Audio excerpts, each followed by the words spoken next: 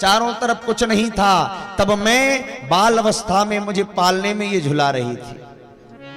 आपने वो चित्र कहीं देखा होगा अगर अपने जीवन में, जब प्रलय हो जाता है ना, तो बट के वृक्ष के एक पत्ते के ऊपर, बरगद के पत्ते के ऊपर भगवान बाल रूप में, बाल कृष्ण रूप में बैठते हैं और अपने हाथ से अपने पैर का अंगूठा मुख में चूसते हैं।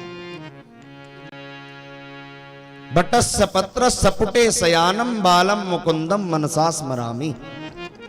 उस स्वरूप का भगवान नारायण ध्यान कर रहे हैं कि उस समय मुझे उस भगवती ने पलने में झुलाया और उस बट पत्र के ऊपर मैं सोया हुआ था, पैर का अंगूठा चूस रहा था। उस समय वो भगवती ने मुझे झूला झुलाते हुए मेरी जननी बनकर मुझे पाला और अपना कल्याण चाहने वाले को उस भगवती के रूप का दर्शन करना चाहिए। भगवान नारायण ने कहा चलो हम भगवती को प्रणाम करें, उस वरदायिनी को, महामाया के पास हमें चलना चाहिए। और जैसे ही चरणों के निकट पहुंचे, सबसे पहले चरणों के नख का दर्शन किया। देखो कभी भगवान के मंदिर में जाओ, देवी के मंदिर में जाओ, तो सबसे पहले भगवती के चरणों के नाखूनों का दर्शन करना चाहिए।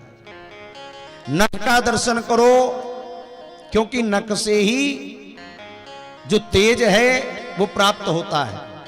इसलिए महापुरुषों का, गुरु का जब प्रणाम किया जाता है तो नख को प्रणाम किया जाता है, जब चरण वंदना है, क्योंकि नाखून से ही तेज का दीप्यमान निकलता है।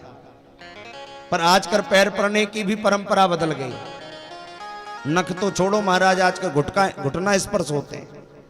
अब यहां से कहां का तेज निकलता भगवान ही जाने। नाखून से तो तेज निकलता है, पर घुटना से।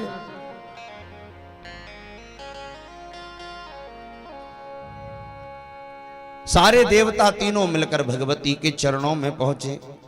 ब्रह्मा जी कहने लगे भगवान, विमान से तीनों उतरे, तर्क वितर्क करते हुए भगवती के द्वार पर पहुंचे।